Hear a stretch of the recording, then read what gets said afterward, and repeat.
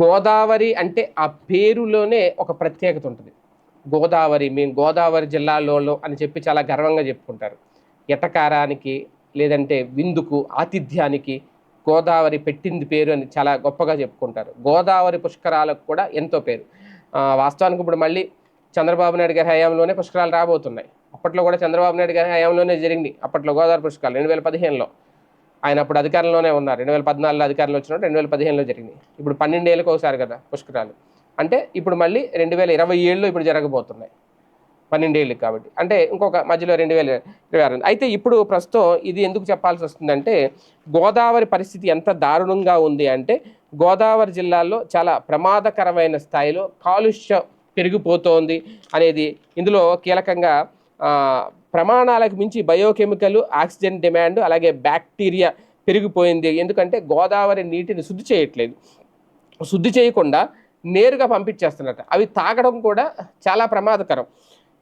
ఇది ఇక్కడ చాలా కీలకమైన అంశం. అంటే ఇందులో గోదావరి జిల్లాల నాణ్యతపై ఏపీ కాలుష్య నియంత్రణ మండలి మార్చిలో నిర్వహించిన పరీక్షల్లో కొన్ని ఫలితాలు అయితే వెల్లడైనవి. కుక్కునూరు, వడ్డిగూడెం, పోలవరం, రాజమహేంద్రవరం, నరసాపురం, ఎదుర్లంక ఈ గ్రామాలకి ఈ నీళ్ళు అయితే వెళ్తున్నాయి.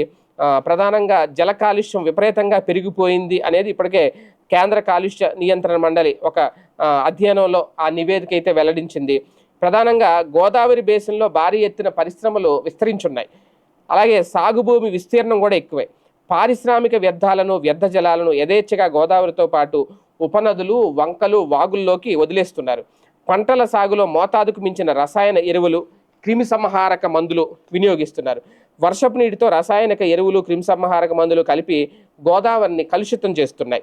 గోదావరి బేసిన్లో నగరాలు, అలాగే పట్టణాలు, గ్రామాల్లో మురుగునీటిని శుద్ధి చేయకుండా యథేచ్ఛగా వదిలేస్తుండడం వల్ల ఆ జలాలు వర్షపు నీటితో కలిసి గోదావరిలోకి చేరుతున్నాయి. పశ్చిమ కనుమల్లో భారీ ఎత్తున అడవులను నరికేస్తుండడంతో భూమి కోతకు గురవుతుంది. అడ్డగోలుగా గనులను తవ్వేస్తుండడం వల్ల వర్షపు నీటి ద్వారా కాలుష్యం గోదావరిలోకి చేరుతోంది. వీటన్నింటినీ పరిశీలిస్తే కేవలం మానవ తప్పిదాల వల్లే గోదావరి నది కాలుష్య కాసారంగా మారింది అనేది చాలా స్పష్టంగా అర్థమవుతుంది. ఇన్ని కారణాలు ఉన్నాయి గోదావరి జలాలు కలుషితం కావడానికి. ఆ నీరు చాలా వరకు వదిలేస్తున్నారు. కాకపోతే అది పూర్తిగా ఫిల్టర్ అవ్వట్లేదు. వాటిని ఆ కలుషితమైన నీరుని వదిలేయడంతో, సరిగ్గా ఫిల్టర్ చేయకపోవడంతో, అందులో ఉన్న బ్యాక్టీరియా అలాగే ఉండడంతో ప్రజలకు కూడా రోగాల బారిన పడుతున్నారు. బిఐఎస్ ప్రమాణాల ప్రకారం తాగే నీటిలో ఫీకల్ కొలీఫామ్ అంటే ప్రమాదకర బ్యాక్టీరియా ఆనవాళ్ళు ఉండకూడదు. కానీ గోదావరి జలాల్లో ఫీకల్ కొలీఫామ్ మిల్లీమీటర్కి 3 నుంచి 4 వరకు ఉన్నట్లు మార్చి నెలలో ఆంధ్రప్రదేశ్ కాలుష్య నియంత్రణ మండలి నిర్వహించిన పరీక్షల్లో వెల్లడైంది. ఇక టోటల్ కొలీఫామ్ అంటే బ్యాక్టీరియా లీటర్ నీటిలో 50 లోపు ఉండొచ్చు. గోదావరి జిల్లాలో మాత్రం లీటర్ నీటిలో 64 నుంచి 120 బ్యాక్టీరియాలు ఉన్నట్లు తేలిందట.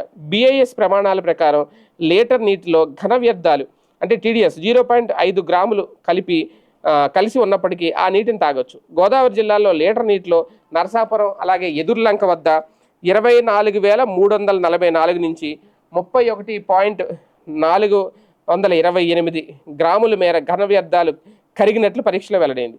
సంప్రదాయ పద్ధతిలో గోదావరి జలాలను శుద్ధి చేయకుండా తాగితే కలరా, మలేరియా ఇలాంటి వ్యాధులు వచ్చే అవకాశం ఉంది అనేది నిపుణులు హెచ్చరిస్తున్నారు. ముందు దీని మీద ఇమీడియట్గా చర్యలు తీసుకోవాలి, యాక్షన్ తీసుకోవాలి.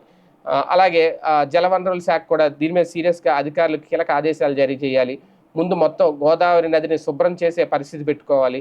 అలాగే వాటి నుంచి జలాలు వాళ్ళకి తాగి నీరు వెళ్ళేటప్పుడు దాన్ని ఖచ్చితంగా ఫిల్టర్ చేయడానికి సంబంధించి ఏమైనా ఫిల్టర్స్ లాంటివి ఏర్పాటు చేస్తే ఇలాంటి ప్రమాదాల బారిన పడకుండా కాపాడచ్చు. లేదంటే ఇప్పటికే గోదావరి కలుషితం అయిపోయింది దాదాపుగా గోదావరి జలాలు. ఇదే కనుక పెరిగితే రేపొద్దున మరి పుష్కరాలు జరుగుతాయి. లక్షలాది మంది జనం వస్తారు. ఈ గోదావరి నీటిలో మునుగుతారు. కొంతమంది తాగుతారు వాటిని. ఆ నీళ్లు ఏదో రకంగా నోట్లోకి వెళ్ళిపోతాయి, కడుపులోకి వెళ్ళిపోతాయి. అప్పుడు ఏంటి పరిస్థితి? ఎలాంటి ప్రమాదాలను బారిన పడతారు వాళ్ళందరూ? ఇప్పటి నుంచే దానికి సంబంధించి అప్రమత్తం అవ్వాలి, తగిన చర్యలు తీసుకోవాలి.